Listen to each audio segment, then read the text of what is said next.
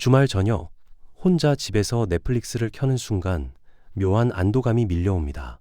약속이 없어서 다행이라고 느끼는 자신이 이상한 걸까요? 사람들은 인맥이 곧 경쟁력이라고 말하지만 정작 모임이 끝나면 왜 이렇게 진이 빠지는 건지.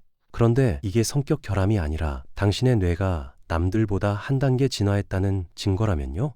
오늘 영상 끝까지 보시면 왜 똑똑한 사람일수록 친구가 적고 왜 그게 오히려 강점인지 완벽하게 이해하실 겁니다. 우리는 이상한 시대를 살고 있습니다. SNS 친구는 수백 명인데 정작 새벽에 힘들 때 전화할 사람은 손에 꼽죠. 회사 회식이 잡히면 반가움보다 피로감이 먼저 밀려오고 주말 약속이 취소되면 아쉬움 대신 묘한 해방감을 느끼게 됩니다. 혹시 이런 자신이 문제가 있는 건 아닐까? 한 번쯤 고민해 보신 적 있으실 거예요.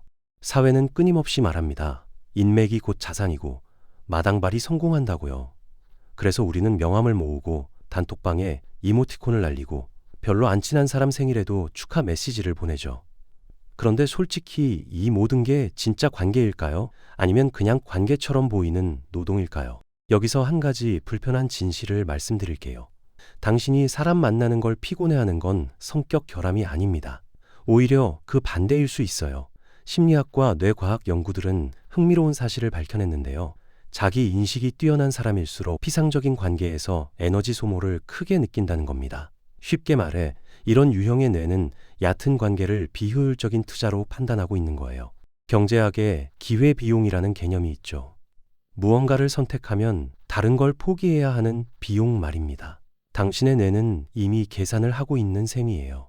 의미 없는 술자리에 3시간을 쓰면 그 시간에 책을 읽거나 나를 위한 휴식을 취할 기회를 잃는다는 걸 본능적으로 아는 거죠. 그래서 피곤한 겁니다. 손해보는 거래를 강요받는 느낌이니까요. 그렇다면 왜 혼자 있는 게 더 편하게 느껴지는 걸까요? 일반적으로 사람들은 타인과 어울릴 때 행복감을 느끼도록 설계되어 있어요. 학창 시절을 떠올려 보세요. 점심시간에 혼자 밥 먹는 게 무섭고 체육 시간에 짝 없으면 불안했잖아요. 회사에서도 마찬가지죠. 팀 회식에 빠지면 왠지 눈치가 보이고 동료들 사이에서 겉도는 느낌이 들면 괜히 위축됩니다. 우리 뇌는 무리에 속해야 안전하다는 신호를 끊임없이 보내거든요. 그런데 여기서 흥미로운 연구 결과가 있어요. 런던 정경대의 진화심리학자 가나자와 사토시 박사 연구팀이 15,000명 이상을 조사했는데 지능이 높은 사람들은 친구를 자주 만날수록 오히려 삶의 만족도가 떨어졌습니다. 일반적인 상식과 정반대죠. 대부분의 사람들은 사회적 연결이 많을수록 행복해지는데 고지능자에게는 그 공식이 통하지 않았던 거예요. 연구팀은 이걸 사바나 행복 이론으로 설명했어요. 쉽게 말해 이런 겁니다. 대부분의 뇌는 오래된 운영체제처럼 무리짓기에서 안정감을 느끼도록 프로그래밍 되어 있죠. 하지만 고지능자의 뇌는 이미 최신 버전으로 업데이트된 상태예요. 굳이 무리에 억지로 섞이지 않아도 혼자서 문제를 해결하고 정보를 얻고 스스로를 지킬 수 있다는 걸 아는 거죠. 그러니까 당신이 회식 후에 유독 지치거나 주말에 혼자만의 시간이 절실하게 느껴져도 자책할 필요 없어요. 그건 결함이 아니라 오히려 당신의 뇌가 효율적으로 작동하고 있다는 증거니까요. 여기서 한 가지 더 짚어볼 게 있어요. 혹시 누군가를 처음 만났을 때 본능적으로 이 사람 뭔가 이상해 라고 느낀 적 있으신가요? 말투는 친절한데 눈빛이 안 맞거나 웃고 있는데 어딘가 계산적인 느낌이 드는 그런 순간 말이에요.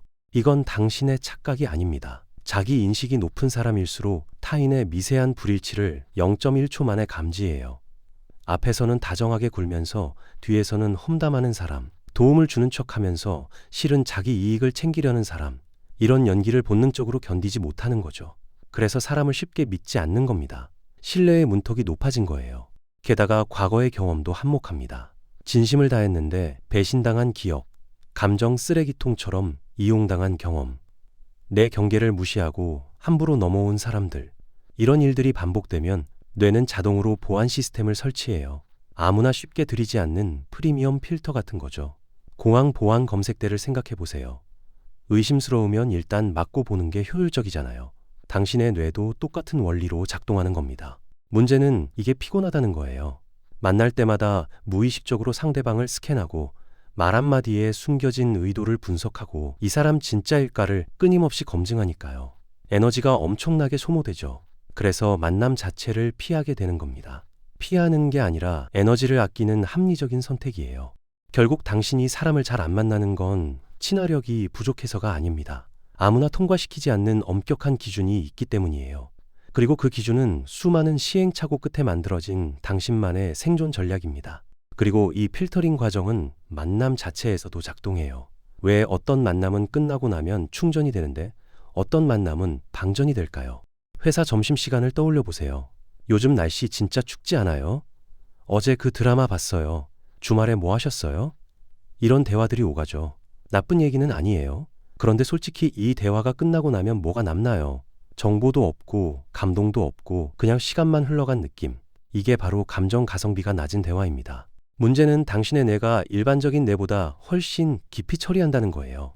상대방의 표정, 말투, 미세한 감정 변화까지 무의식적으로 읽어내거든요.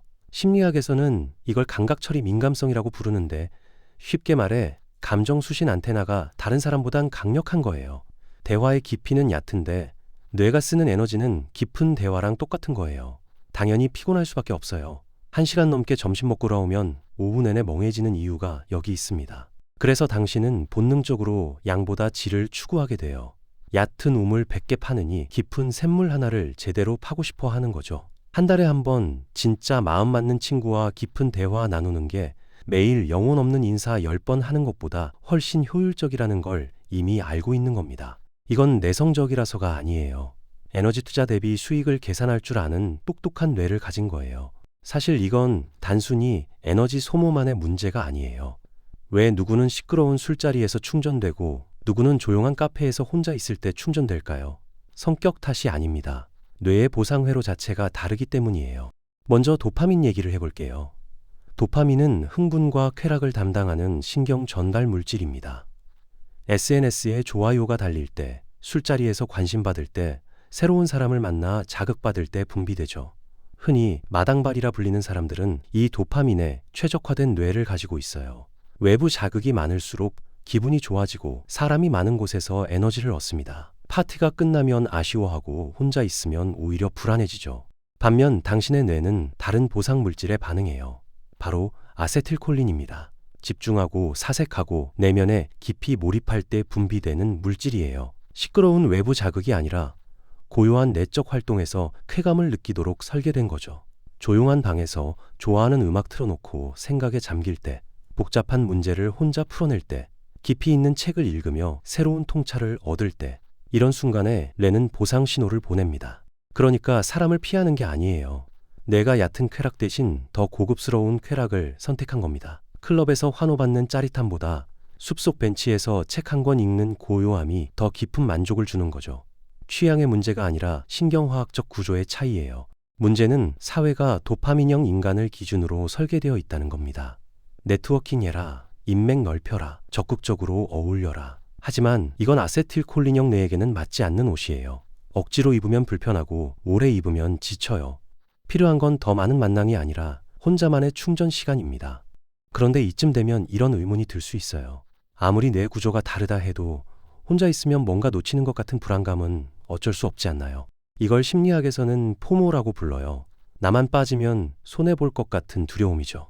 친구들이 단톡방에서 신나게 떠들 때, 인스타에 모임 사진이 올라올 때, 나 빼고 다들 재밌게 노는 것 같은 그 찝찝함.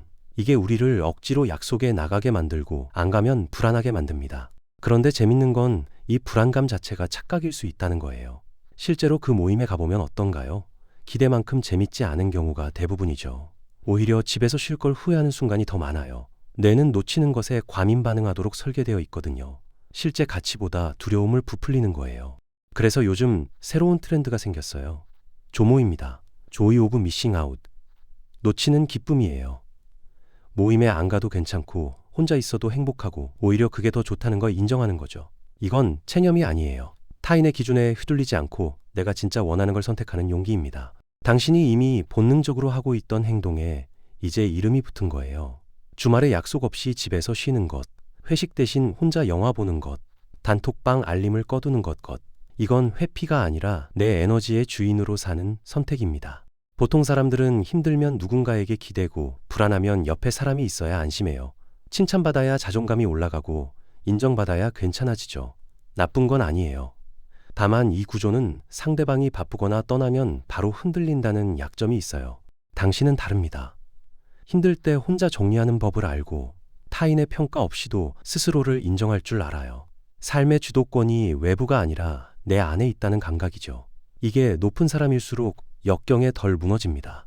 이런 자립은 하루아침에 생기지 않아요. 실망과 배신, 기대의 붕괴를 겪으며 천천히 단단해진 거예요. 처음엔 상처였던 것들이 결국 당신을 만든 겁니다. 넓은 인맥을 자랑하면서 혼자 있으면 불안해하는 사람들이 있죠. 당신은 외부 연료 없이도 스스로 굴러가는 엔진을 장착한 거예요. 연락처에 몇 명이 있느냐가 아니라 나 자신과 얼마나 깊이 연결되어 있느냐. 그게 진짜 힘입니다. 지금까지의 이야기를 정리하면 이래요. 당신이 사람을 잘 안 만나는 건 모자라서가 아닙니다.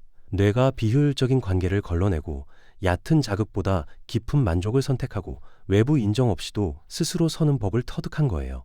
그건 결함이 아니라 진화입니다. 물론 완전한 고립은 위험할 수 있어요. 인간에게 연결은 여전히 필요하니까요. 다만 그 연결이 100명일 필요는 없다는 거예요. 진짜 마음이 통하는 한두 명이면 충분합니다. 양이 아니라 질이에요. 텅 빈 대화로 시간을 채우느니 고독을 선택하는 당신은 약한 게 아니에요. 오히려 가장 강인한 사람입니다. 사회가 정해놓은 인맥의 기준, 관계의 정상성, 그런 틀에 자신을 억지로 끼워 맞추지 않아도 돼요. 당신의 필터는 틀리지 않았습니다. 혹시 여러분도 무의미한 관계를 정리하고 오히려 편안해진 경험이 있으신가요? 여러분만의 이야기를 댓글로 들려주세요. 오늘 영상이 유익하셨다면 구독과 좋아요 부탁드리겠습니다. 더 좋은 영상으로 다음 시간에 찾아뵙겠습니다.